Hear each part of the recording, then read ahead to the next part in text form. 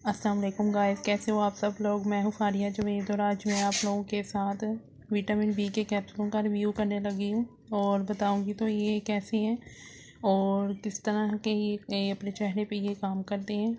ये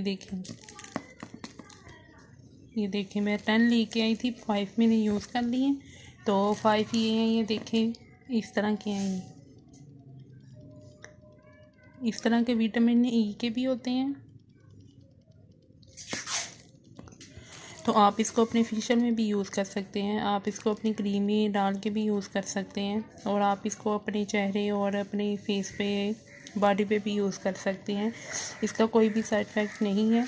मैंने ये जो 5 कैप्सूल थे और मैं लेके 10 आई थी, पर मैंने 5 यूज़ कर लिए हैं। 5 ये हैं, तो आप लोग भी यूज़ करें और मुझे बताएं कि आपको ये कैसे लगे हैं। आपको ये मेडिकल स्टोर से भी मिल जाएंगे, कॉस्मेटिक दुकान से भी मिल जाएंगे आपको।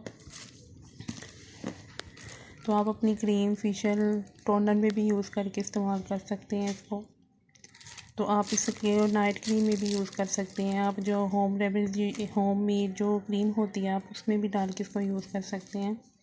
तो आप मेरे चैनल को सब्सक्राइब कर दें और लाइक भी कर दें। अल्लाह हाफिज़।